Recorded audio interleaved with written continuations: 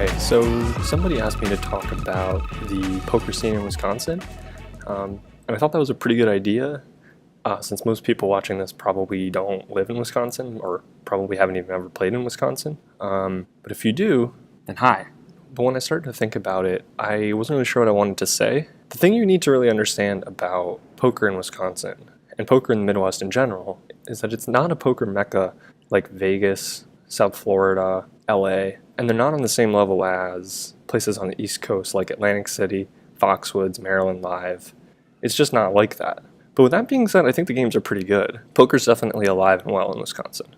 I've played in a lot of different places, and I think that Wisconsin rates somewhere around the middle of the pack in terms of game quality, and probably in the upper middle in terms of game availability. How many games are running, things like that. So I have one casino that's a tribal casino that's a 45-minute drive from Madison, and one that's about an hour and a half away. So while that's not really right next door, it's pretty accessible. The biggest limitation when it comes to Wisconsin poker is probably the size of the games. If people are looking for a place to play for a living, I'm going to say it's going to be pretty tough to do without pretty favorable life conditions, really low expenses, or some kind of deal like that, maybe passive income coming in some other way. The reason is that 2-5 is pretty much the biggest game that runs almost all the time, at least for No Limit. And for the most part, 2-5 only even runs in Milwaukee. It doesn't run close to Madison. You might be able to find enough home games to piece together a good schedule to grind, but it would be pretty tough. Realistically, you probably have to hodgepodge together a schedule of home games on the weekend and then casino games midweek to realistically make a living. Bear in mind that a lot of the home games are smaller than 2-5, but they also tend to play deeper and play more like a medium to large 2-5 game anyway. But that's all assuming you can even get invited to any home games in the first place. As far as what makes the games good, it's pretty much the same as everywhere with live, low stakes, no limit hold'em. People play too many hands pre-flop. They don't understand ranges, and they don't really consistently try to put people on ranges, and they don't value bet and bluff in the right situations. There are still lots of different kinds of players, so trying to group them all into one category isn't really useful, but that's kind of how they are on average. In addition, I will say that you'll find different kinds of players more often at different stakes, so 1-2 and 1-3, the mistakes I just talked about are accentuated, whereas at 2-5, you'll find somewhat tighter players, somewhat better players, but they're still very exploitable. The games are definitely good. Poker's dead.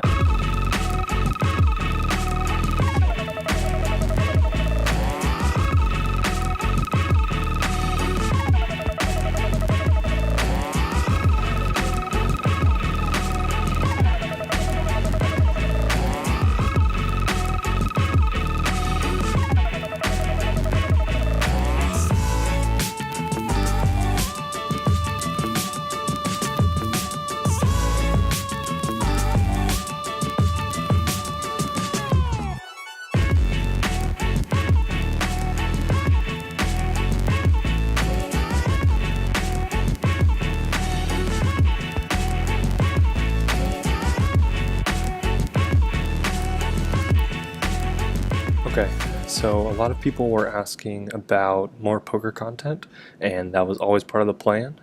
So I wanted to get into that in episode 1 of the vlog. I want to start off with some old hands that I played a while ago at this point, probably at least a couple months ago for each of them. In this hand, we're playing 2-5 no limit hold'em. There's a straddle on. It's not mandatory technically, but basically everyone at the table is straddling. So in this hand, I'm in the straddle for $10. There's 3 limps, and I look down at ace-king offsuit. I choose to make it 60. You could go for a variety of sizes here. With ace-king, even out of position, I am usually very willing to play pretty big pot. This is kind of how I would play it as like a 3-bet out of position. A little bit smaller sizing, I guess. So I make it 60, end up getting one caller who has position on me. Now, this is a pretty old hand, but I do remember that this player was pretty straightforward, not tight pre-flop, but probably tighter than the average player, so not playing half of his hands kind of deal. So we end up going heads up to the flop, which is ace-jack-2 rainbow. I think the standard play would be to bet, and most of the time that is what I'm going to do, primarily to get value from weaker aces, sometimes jack-x, or things like a gut shot to Broadway that might have like a backdoor flush draw.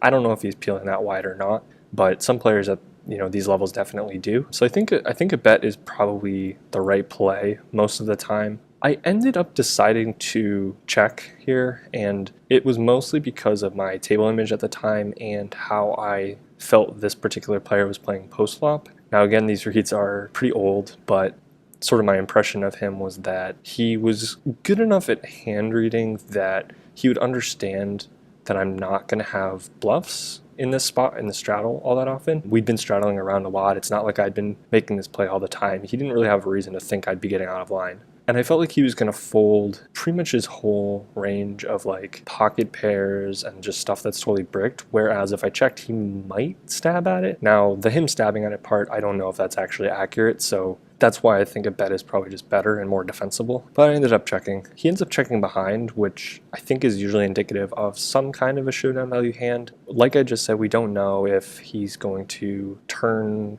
awkward missed hands into bluffs or not, so he could still have a decent amount of those. But I think he's checking back anything from like most of his pocket pairs to Jack X and even some weaker Ace X because the board looks relatively dry at this point. It gets a little bit less dry in the turn, but it's dry right now. So with that in mind, we go to the turn. There's $140 in the pot, by the way. I don't think I said that yet. I think it's right here somewhere, or maybe over here somewhere. Anyway, so we go to the turn, there's 140 in the pot. The turn is the queen of clubs, which brings in a backdoor flush draw. What was that?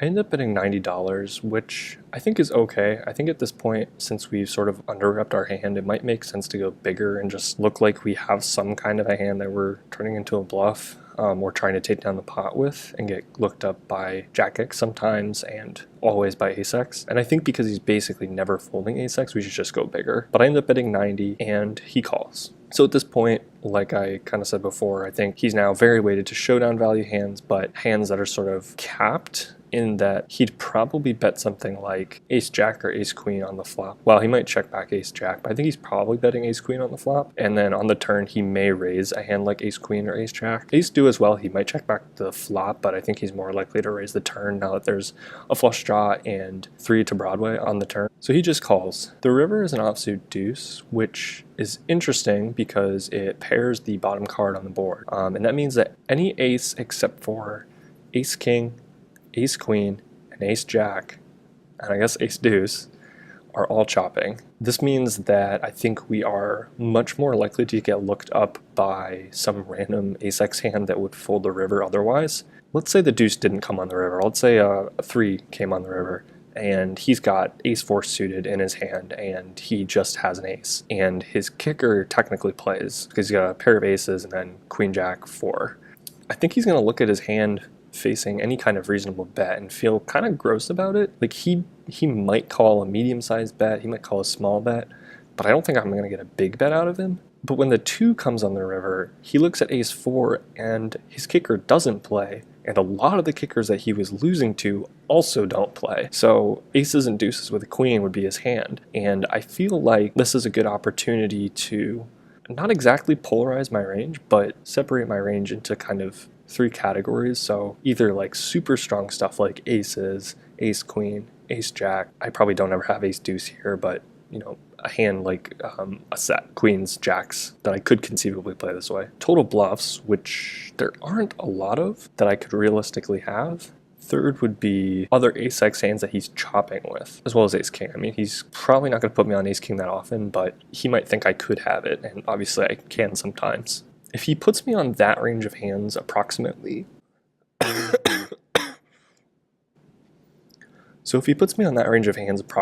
then he's probably going to call a pretty big bet because most of the hands in that range he's chopping with, some he's beating. And so I think most players just toss in the call with pretty much any ace here, this player included. So I ended up going pretty big. The pot's $320 at this point, and we both have plenty more than what's in the pot. So I ended up putting $275, which is pretty large.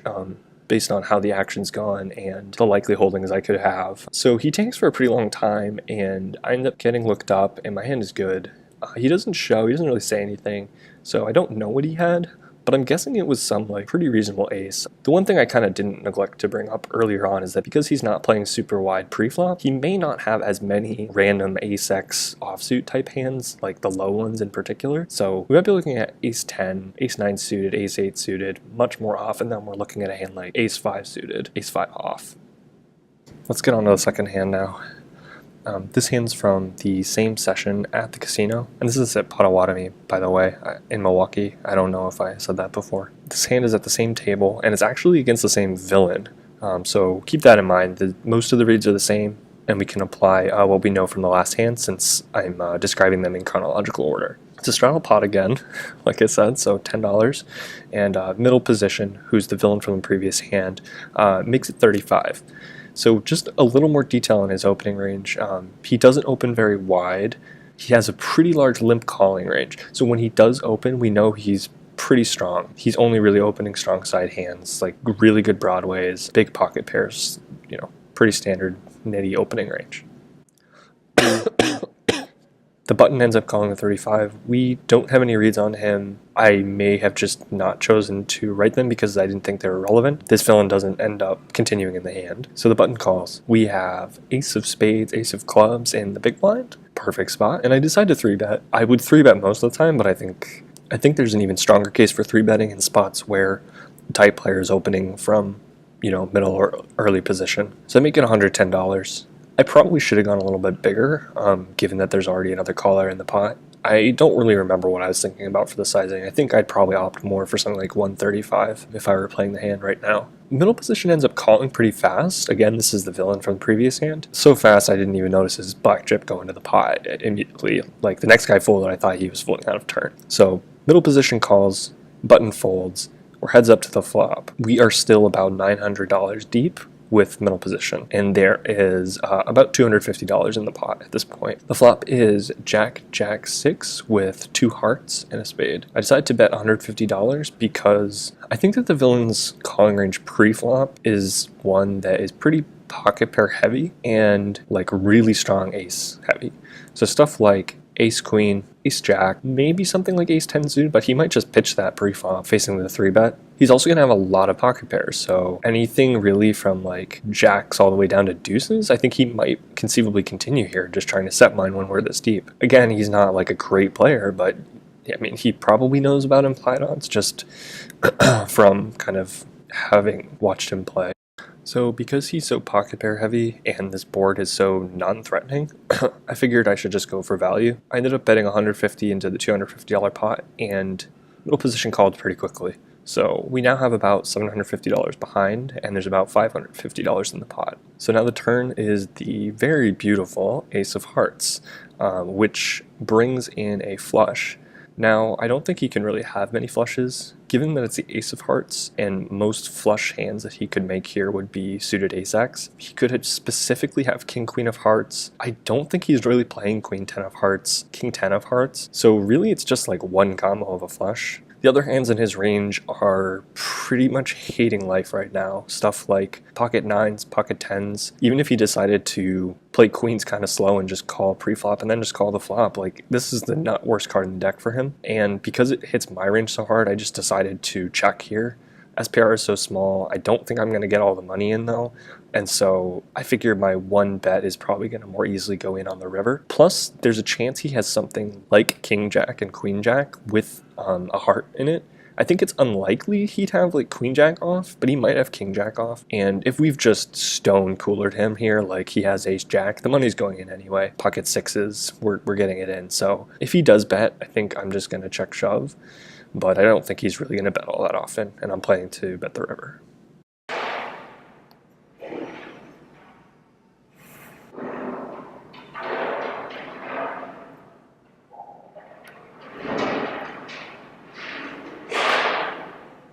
I think they're cleaning up. Alright, so the river comes the queen of clubs, which is a pretty bad card, I think.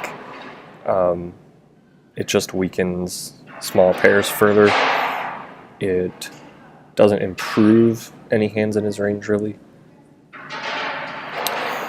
But at this point, there's 550 in the pot. We have 750 behind. Gotta bet. I think that I probably ended up going too big based on the range that I assigned him. I felt like he couldn't have a lot, and I ended up betting 345, which is just gigantic. It's over half the pot, and it's around 2/3 of the pot actually, and I think it's unlikely we get looked up by much other than some Jack X. Now, we would maximize against Queen Jack, I guess, but Queen Jack might shove over a small bet anyway, so I don't know that that makes a big difference. So I ended up betting 345, and he ended up folding reasonably quickly, so I think that the range that I assigned was probably pretty accurate. Well, or at least I think that he had one of the hands that I kind of felt like were in his range.